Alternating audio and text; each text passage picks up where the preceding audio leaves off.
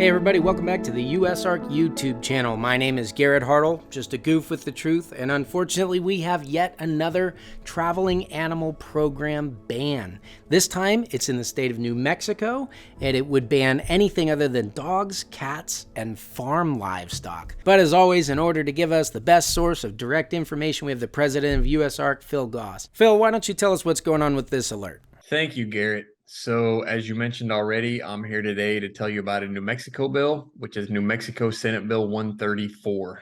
How and when did this enter US Arc's radar? Once again, US Arc found out about this through our extensive network that finds this legislation and sends us alerts daily, actually constantly throughout the day over email. So we have to scan all of those emails and see if they affect herpetoculture or not. And sometimes we even put out alerts that don't necessarily affect herpetoculture, but affect other animal interest groups. So we're constantly looking for this every day, 365 days a year through our system to find these legislative problems.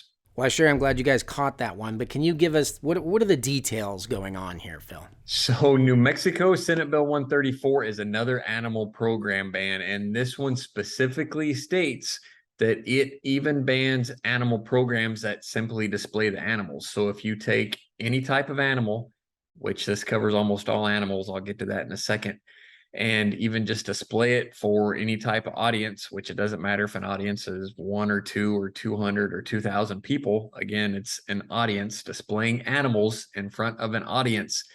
It will be banned, and it covers most species. So the bill specifically says that the only animals not covered under this animal program ban are dogs, cats, and livestock. So livestock being, domesticated cattle and horses, pigs, chickens, anything else, it's going to be banned to be in an animal program. So this covers literally thousands of species.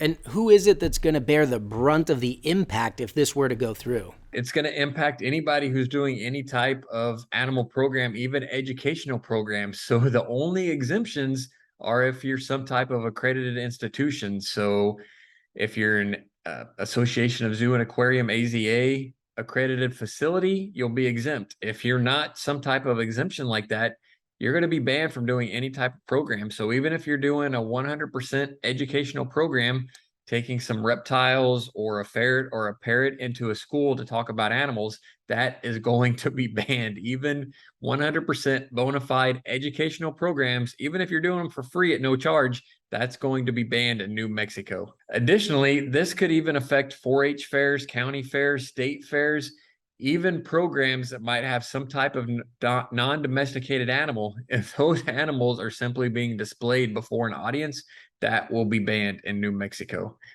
Hopefully, I don't need to explain as to why this is so important. I mean, literally taking animals out and doing any type of program or exhibition with them being banned. I mean, it's insanity. We know who's writing these bills. It's not legislators, it's animal rights groups trying to remove all animals from our lives. And then they get a legislator to present them.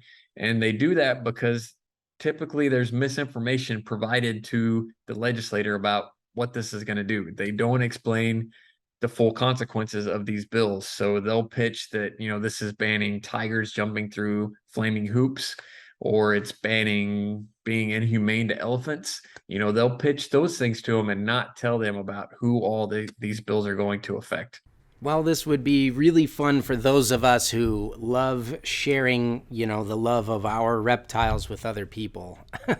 What is it that we who still want to do that can do about this? It is so important for you to contact your legislators, because if legislators only hear one side of the story, being the animal rights group sides, they're going to think that, hey, this is great stuff. We need to do this to protect animals. That's why you have to educate them. You have to contact them. And US Arc made it super simple.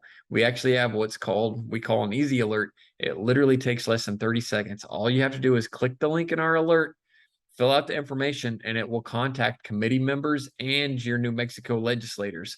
After you do that, just go back to our alert. You can copy and paste the message and send it from your own email. That's also super helpful and is actually a little bit better than the easy alert. But again, we make it super easy. You can literally do it in 30 seconds. If you will, please take an extra minute and send it from your own email addresses. But again, we make it so simple. We explain what's going on in our alert.